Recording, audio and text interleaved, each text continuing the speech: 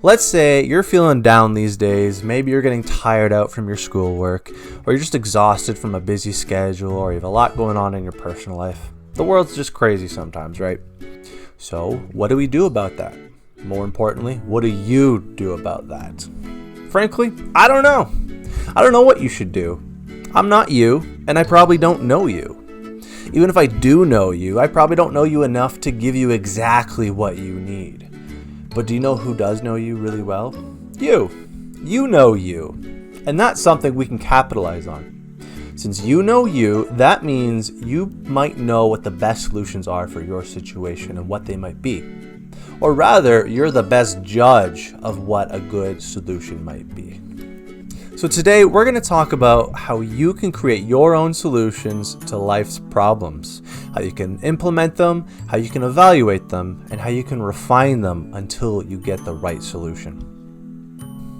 So the first thing we want to do is identify the problem we want to work on. Start with just a basic idea of something that you want a solution to.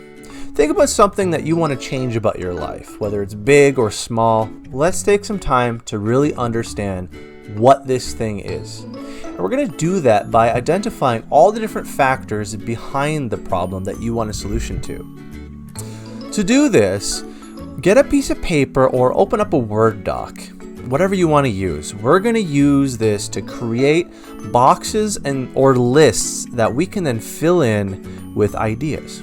I'll give you some ideas that you can put in these boxes or lists, but I want to encourage you to brainstorm your own ideas. You don't necessarily need to put any of the following that I give you in the box or the list. These are just ideas to get you started. But the goal is to come up with all these different ideas for each box or list. And the first factor you want to consider is probably the biological factor. List out the biological factors that relate to you and the problem. Think of your age, your sex, your current health, any past health issues you might have had. How are your eating habits? Are you drinking enough water? Are you getting enough sleep? Are you consuming a lot of caffeine or other substances? These all affect the biological. They're simple, but consider them. Don't neglect these. They could very well be relevant to your solution, depending on what stage of life you're in. The next factor is the psychological. List all things psychological here. Your thoughts. What are your thought patterns like? Are they negative or positive? Are you hard on yourself or are you pretty forgiving? Do you have a lot of thoughts going on or an acceptable amount? How about your emotions? Are there any patterns to your emotions? How do you tend to feel these days? What's your mood like? How about your personality type? Have you done any personality tests? What have you found from those? Have you ever struggled with mental health in the past? And what are your stress levels like right now? How about self-care? What do you do for self-care? And do you have any people in your life that support you and care for you in that way? Third is the social factor. What are your relationships like with your family, with your friends, with your significant other? How about employment? What's your work relationships like with your boss and coworkers? Or your level of education? How long have you been in school for? Do you have a lot of experience doing school? What's your relationships like there? Then we have the cultural factor. What's your ethnic background? What are your personal values? What did you learn from the family upbringing you had and how you were raised? What does your culture expect of you? What does the cultures around you expect of you? Fifth, we have the spiritual factor. What are your beliefs? How well are you living them out these days? Are you consistent with your beliefs? Are you connected with others who share those beliefs with you? And finally, we got the academic factor because, we're a university, right? How many courses are you taking? What's your deadlines? What are your study habits like? How about your skills at writing, reading, note-taking, and testing? How about your time management and staying focused and building motivation? Because those are skills too. How are they? So now that you've taken time to review all the factors involved in the problem, feel free to take some time to refine the problem. Because sometimes what we thought was the problem in the beginning is actually not the root issue. Sometimes there are deeper issues that come to surface as we explore things. The emotion of anger is a good example of this.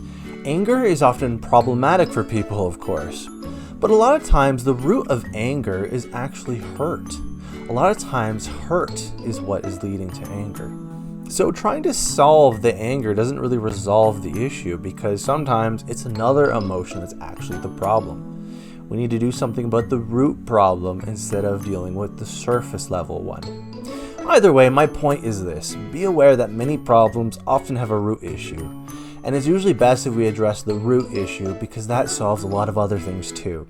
So if the obstacle you're trying to overcome has a root to tackle, take on that. If it doesn't, that's fine, we'll stick with solving the original problem. You're going to want to pick the most significant of the factors that you've reviewed. Maybe it's the psychological, or the social, or the biological. Which of these factors seem to be the biggest concern? And what about these factors are contributing to the problem? Take a look at the items you listed under those factors and see what their contributors are. Of the items you listed for that factor, are there any contributors that are more important than the others? Are there any you want to do something about? Are there any you can't do something about? What ones can you change and what ones can you not change? For the things you can change, which one would make the biggest difference if you did change it? So these are some questions you want to consider when brainstorming your situation. Ultimately, your goal is to find something you can change to make a meaningful difference. And now that you've identified something that you can change, it's time to implement some changes. You're going to want to develop and strategize a way to implement a change. Because often there is this temptation to say, we're going to go make a change, but nothing concrete is ever planned. We all do it. I mean, there's a reason why New Year's resolutions are kind of a joke, right? Often we'll say, I'm going to go think more positively. I'm going to spend more time with my family. I'm going to sleep better or study more. These are great goals, but the question is, what on earth does any of that mean? How do you get better sleep? How are you studying better? What are you doing with your family? What evidence will there be to show that there's a significant difference between now and after you complete your goal? And it was for reasons like this that the SMART goal setting method was created, to help us strategically define our goals so we can strategically make them happen.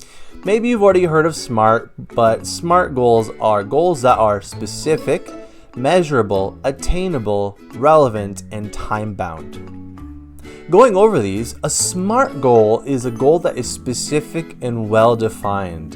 Instead of saying, I'm going to sleep better, a SMART goal is, I'm going to go get 7.5 hours of sleep each night by going to bed at 11 p.m. and then waking up at 7 a.m. A SMART goal is also measurable, so you can tell whether you've made progress or not and how much progress was made. For example, a SMART goal clearly shows whether you went to bed on time successfully and how many nights per week you accomplished that goal. And a SMART goal is also attainable. It is something within your capability of achieving. Say your goal is to get 6 hours of sleep every night. Well, maybe that's not actually enough sleep for you. You might be able to pull it off for a time, but eventually fatigue's going to catch up to you and you're not going to be able to sustain it because you need more sleep. Now, maybe you are someone that can do this, but that's beside my point. The point is, you as a person have certain needs, limitations, strengths, and weaknesses. So a SMART goal factors these into the solution and the goals you set, because they're going to affect whether you can even attain or sustain your goal in the first place. A SMART goal is also relevant because it actually solves the problem in a meaningful way. Say the problem is you aren't getting enough sleep. Well, maybe it's not because you're staying up too late. Maybe it's because you're drinking too much caffeine in the afternoon or evening. Or maybe you're not letting your body calm down before you go to sleep because you're on your phone or the computer right up until bedtime. So watch out. Sometimes a goal can be good on the surface, but again, maybe it's not addressing the root problem. Lastly, a SMART goal is time-bound. There's a timeline and a schedule to it. This is to keep you accountable and to make sure you're actually going to implement it.